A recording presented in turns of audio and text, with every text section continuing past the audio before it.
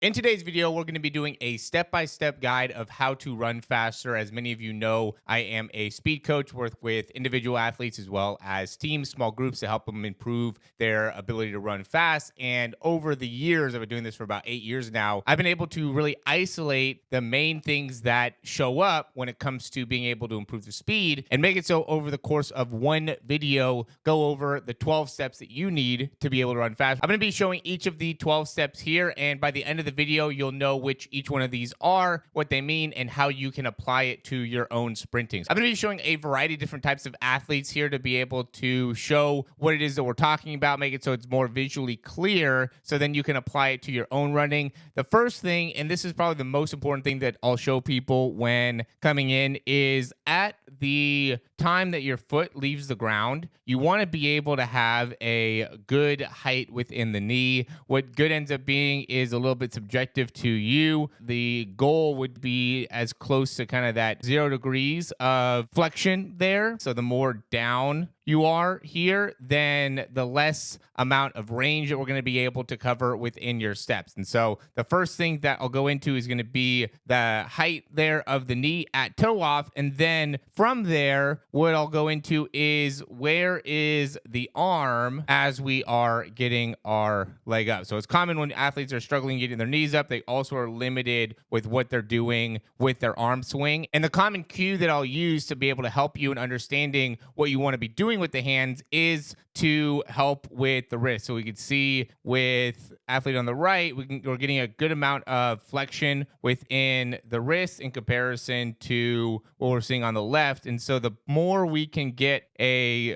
good amount of flexion going backwards with the hand, then typically we see the shoulders able to open up more. As we get better with that, then we'll also start to get more height within the knee. Number 3 is going to be toe back or bottom of the foot up. And this is referring to the backside mechanics. And what we're really looking for is as the foot is coming off the ground, do we get the toe to be facing back and the bottom of the foot to be facing straight up? This is really a good indication of what type of push off are we able to get when the foot is striking the ground. The better job we could do of being able to push off, then the more we're going to get that toe facing back and the more we're going to be able to get the bottom part of the foot to be facing up. So just to clarify here, the idea here would be first would be to solve one. If you're having a hard time solving number 1, that the knee height, then go to number 2, which is going to be the arm swing. And then from there, once you get better at those, then we'll go to number 3, which is going to be the push off. And then number 4 is going to be the lifting of the heel. So now we're talking about when the foot hits the ground, being very quick to be able to get the heel right off the ground. So what I commonly see is when the foot hits the ground here, people will take too long before the heel comes up off the ground, where they just end up getting very stuck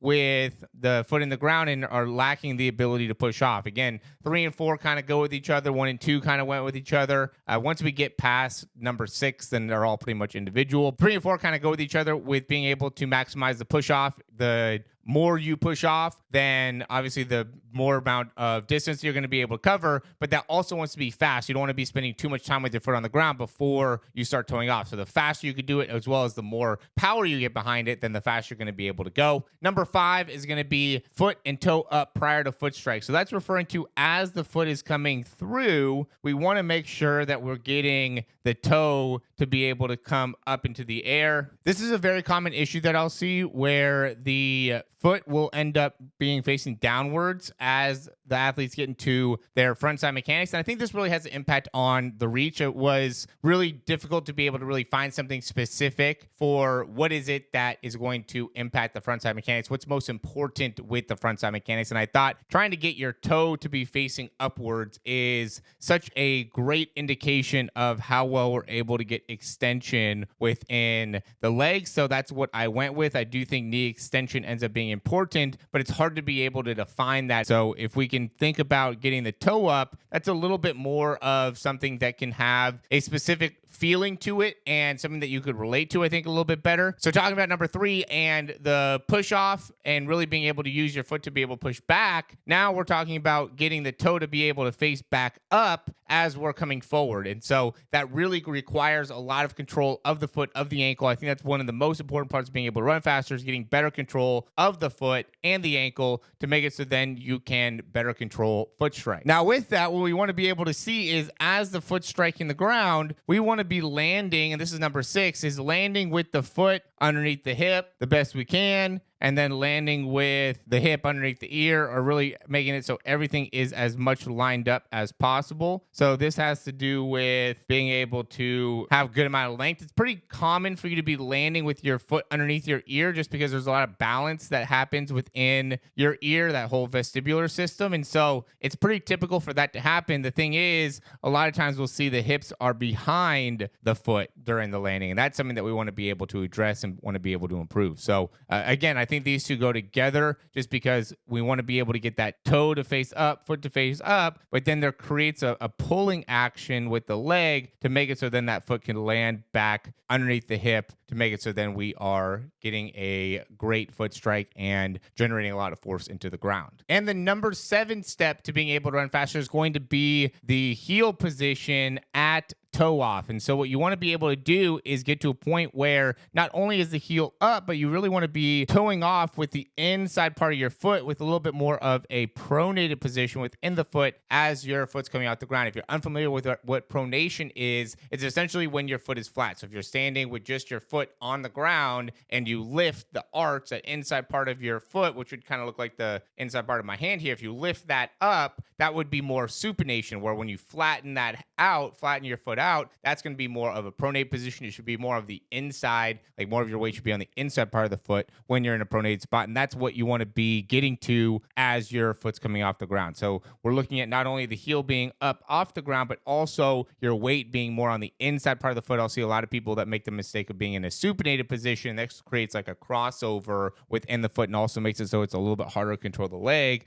as the foot is coming through. So that's a very important one, number 7. Number 8 is going to be max knee flexion at foot strike. So what that means is as one foot is striking the ground, we want to be at max knee flexion with the other foot. What we'll typically see is during foot strike, that other leg will still be bent, right? So maximum knee flexion is what is the most amount of bend this joint can go through. The heel essentially being as close to the butt as possible is going to be a great indication of maximum knee flexion or maximum knee bend, where obviously for this athlete, not as much knee bend as possible, right? So that foot can be closer to the hip when the foot's striking the ground. This is going to be a great thing to be able to increase the length. This is a little bit more of an advanced skill. So this is going into number 8 of this. If you can do all these other 7 things, you should be fast already. So what should be happening now is we're getting good front side mechanics. We're covering good distance within each one of our steps. And we're also cycling the legs fast, which is going to be that number 6, landing with that foot underneath you. That's going to make it so your legs are going to have to be moving quickly. And now we're looking into what are some small detail type of things that we could do that could make a big difference. So first one is going to be max knee flexion at foot strike. Number 9 is going to be land with the foot in a pronated position and then absorb to supination. So what this essentially means is like as that foot hits the ground, what we want to be able to do is kind of pronate initially. So you can see as he's landing, he's kind of allowing that foot to pronate. That's Usain Bolt here. And then he goes back into supination, goes back into control. So then he could then push off on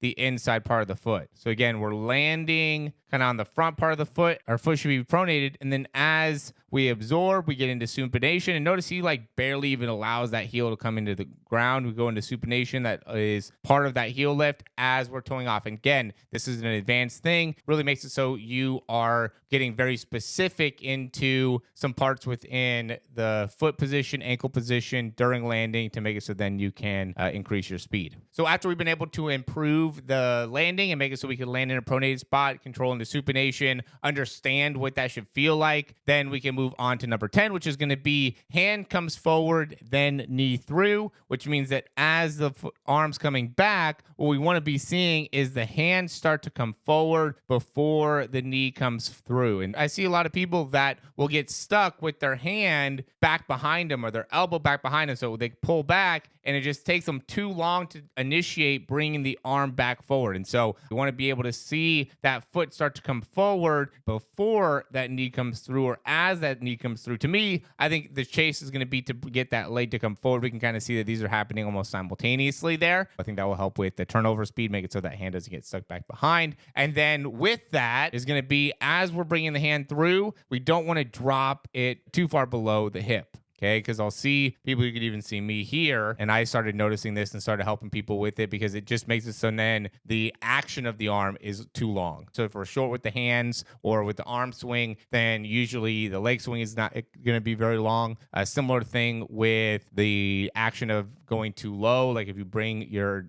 hand too low, typically you're going to end up overstriding or reaching out a little bit too far with your leg, where if you can keep that hand a little bit higher up, makes it so then you could have a faster foot contact time, a better control foot strike. So there's a lot of great things that come with once you start understanding the height of the hand and how important it is, especially as you're coming forward through the leg cycles. As you go back, we'll see the hand go a little bit lower, right? So we can see lower hand as he's pulling that wrist back, but then as he comes up and through, very little height in the hand. So his hand's not really dropping down. Now he's kind of lifting up. And again, I think that impacts how he's generating force and how he's a little bit lighter on his feet. Number 12 is going to be the head swing, right? So you can see with him, he's going forward with the head before he's pulling back with the leg. And this could be something that you can work on that will help in being able to generate more force into the ground. We see a lot of the top sprinters do this. Usain Bolt, Noah Lyles, many of the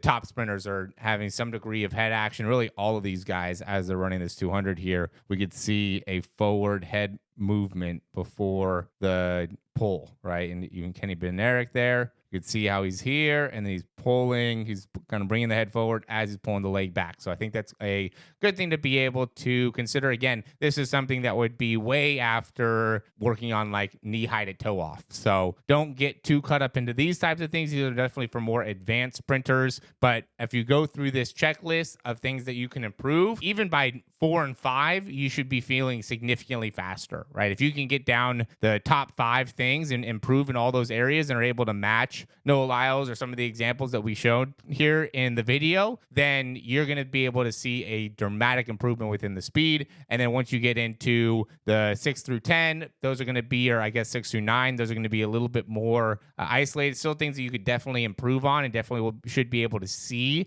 within your running. But then once you get into like 10, 11, 12, now we're getting very, very specific, and you should have already seen a big improvement in addressing some of those things higher up on the list. So make sure you go through that list in a very step-by-step manner to make it so then you can get the most out of this video. As always, thanks for watching. You can like, subscribe here. We do coaching. We do have different ways for you to be able to improve your speed as well. If you guys want to check that out, we'll have some links here to be able to help you in being able to find that type of stuff. But again, thanks for watching. I hope this helped. If you have any questions, you can reach out to me. We'd be happy to answer those, and we'll talk to you soon.